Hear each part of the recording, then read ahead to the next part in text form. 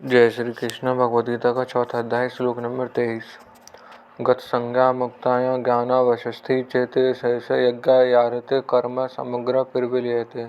इसका हिंदी अर्थ है, जिसकी आसक्ति सर्वथा मिट गई है, जो मुक्त हो गया है, जिसकी बुद्धि स्वरूप के ज्ञान में स्थित है, ऐसे केवल यज्ञ के लिए कर्म करने वाले मनुष्य के संपूर्ण कर्म नष्ट हो जाते हैं। व्याख्या।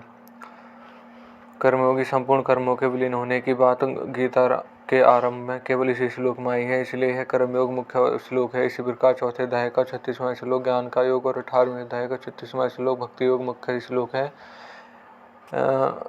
गत संज्ञा का अर्थ है क्रियाओं का, पदार्थों का, घटनाओं का, परिस्थितियों का, व्यक्तियों का संग है। इनके साथ जो हृदय से लगाव है वही वास्तव में बांधने वाला है, अर्थात जन्म मरण देने वाला है। स्वार्थ भाव को छोड़कर केवल लोगों के हित के लिए लोक संग्रह में कर्म करते रहने से कर्मयोगी क्रियाओं के पदार्थों को आदि से असंग हो जाता है, अर्थात उसकी आसक्ति सर्वथा मिट जाती है। वास्तव में मनुष्य स्वरूप में असंग ही है, किंतु असंग होते हुए भी शरीर, इंद्रिय, मन, बुद्धि, पदार्थ, परिस्थिति, व्यक्ति आदि से संबंध मानकर सुख की इच्छा से उसमें आबद्ध हो जाता है। मेरी मनचाही हो, अर्थात जो मैं चाहता हूँ वही हो और मैं नहीं चाहता वह नहीं हो, ऐसा भाव जब तक रहता है तब तक यह संग बढ़ता ही रहता है। वास्तव में होता यही है, जो होने वाला है उसे चाहे या न चाहे वह होगा ही, और जो नहीं होने वाला है उसे चाहे या न चाहे वह नहीं होगा। तय अपनी मनचाही करके मनुष्य व्यर्थ में फंसता है और दुख पाता है।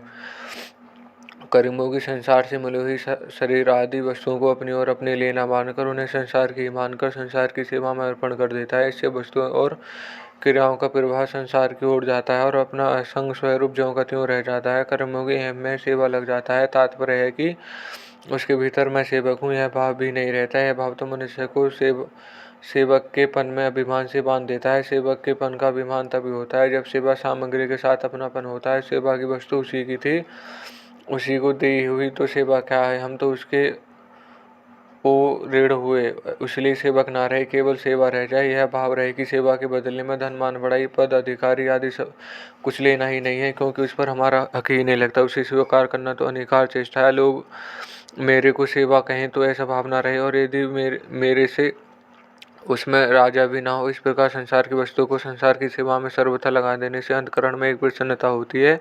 उस प्रसन्नता का भोग न कह जाए तो स्वयं सिद्ध सी असंगता का अनुभव हो जाता है। मनुष्य जो अपने स्वरूप में सर्वथा अलग है, उन क्रियाओं और शरीर आदि पदार्थों अपना संबंध न होते हुए भी कामना, ममता और आसक्ति पूर्वक उनसे अपना संबंध मान लेने से मनुष्य बन जाता है, अर्थात पराधीन हो जाता है। कर्मयोग का अनुष्ठान करने से जब माना हुआ संबंध मिट जाता है तब कर्मयोगी सर्वथा असंग हो जाता है। असंग होते ही वह सर्वथा मुक्त हो जाता है, अर्थात स्वाधीन हो जाता है। किसी की बुद्धि में स्वरूप का ज्ञान नित्य निरंतर जागृत रहता है, वह ज्ञान अवस्था चेतस है।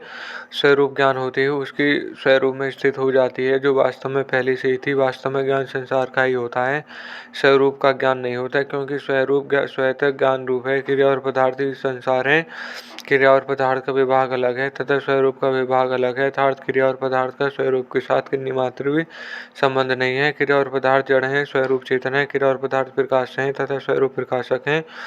इस प्रकार क्रिया और पदार्थ की स्वरूप से भिन्नता का ठीक ठीक ज्ञान होते ही क्रिया और पदार्थ रूप संसार से संबंध विच्छेद होकर स्वतः सिद्ध असंग स्वरूप में स्थिति का अनुभव हो जाता है। कर्म में अकर्म देखने का एक ही प्रकार है।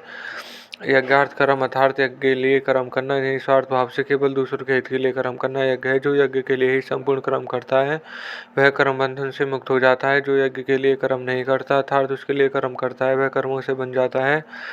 प्रकृति का कार्य है। क्रिया और पदार्थ, इन दोनों में क्रिया की भी आदि और अंत होता है तथा पदार्थ का भी आदि और अंत होता है। क्रिया आरंभ होने से पहले ही नहीं थी और समाप्त होने के बाद भी नहीं रहेंगी, इसलिए बीच में वह नहीं है, ऐसा सिद्ध हुआ। इस प्रकार पदार्थ उत्पन्न होने से पहले भी नहीं था और नष्ट होने के बाद भी नहीं रहेगा, इसलिए बीच में भी वही नहीं है। यह सिद्ध हुआ क्योंकि यह सिद्धांत है कि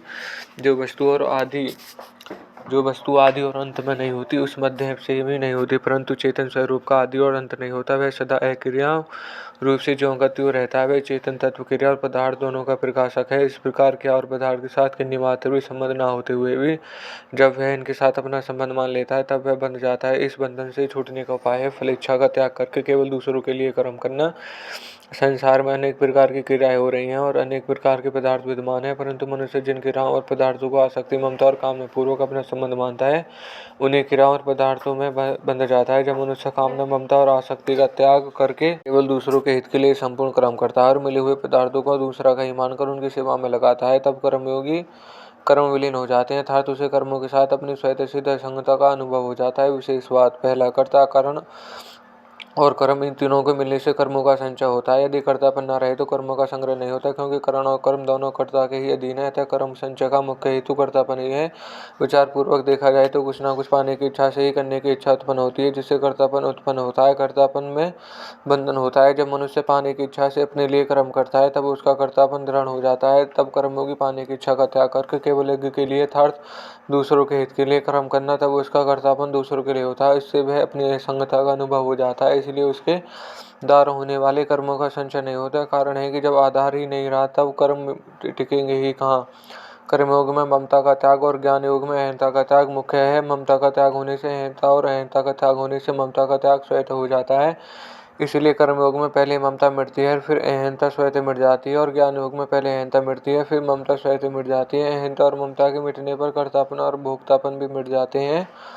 कर्मयोगी अपने लिए कुछ कर्म करता ही नहीं और कुछ चाहता ही नहीं, अतः वह कर्मों के फल का भोक्ता नहीं बनता। जैसे एक व्यक्ति यहाँ कई दंड भोगते हैं, परंतु वह मर जाए तो उसके सभी दंड समाप्त हो जाते हैं, क्योंकि वह भोगने वाला व्यक्ति ही नहीं रहा, तब दंड भोगेगा ही कौन। ऐसे ही जब कर्मयोगी भोक्तापन मिट जाता है, तब उसके सभी कर्म समाप्त हो जाते हैं, क्योंकि जब भोगता ही नहीं रहा, तब कर्मों का फल भोगा ही कौन।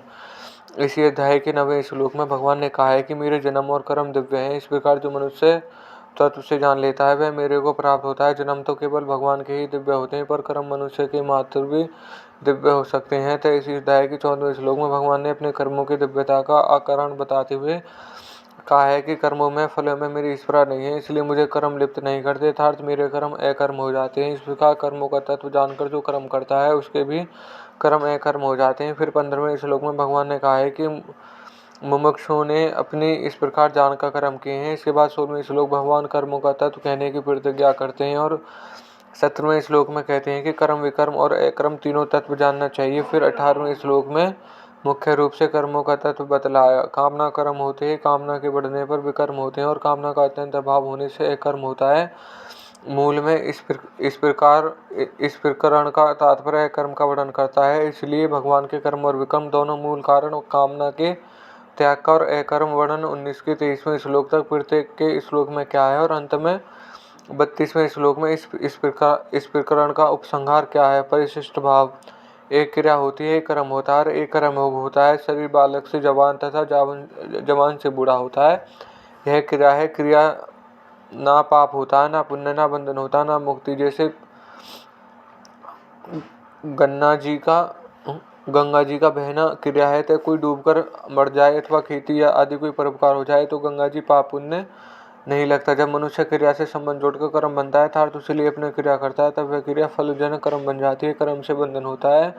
कर्म बंधन छूटने के लिए मनुष्य अपने लिए कुछ नहीं करता, परंतु निस्वार्थ भाव से केवल दूसरों के हित के लिए ही कर्म करता है, वह कर्मयोग हो जाता है। कर्मयोग बंधन मिटता है, बंधन मिटने से योग होता है, अर्थात परमात्मा के साथ नित्य संबंध का अनुभव हो जाता है। वह 23वां श्लोक कर्मयोग का मुख्य श्लोक है। जैसे भगवान पदों से ज्ञानाग्नि द्वारा ज्ञान योगी के संपूर्ण पाप भस्म होने की बात कही है, और इन पदों से भक्त के संपूर्ण पाप नष्ट होने की बात कही है। इसी श्लोक में पदों से करते बाद समग्र कर्म पाप नष्ट होने की बात कही है। संबंध, पूर्व श्लोक में भगवान ने बताया कि यज्ञ के लिए कर्म करने से संपूर्ण कर्म विलीन हो जाते हैं। साधक को रुचि, विश्वास, योग्यता की मित्रता के कारण साधन भी भिन्न भिन्न प्रकार के होते हैं। इसलिए अब आगे के 7वें श्लोक भगवान भिन्न भिन्न प्रकार के साधनों का यज्ञ रूप से वर्णन करते हैं, और यह श्लोक यहीं समाप्त होता है। धन्यवाद।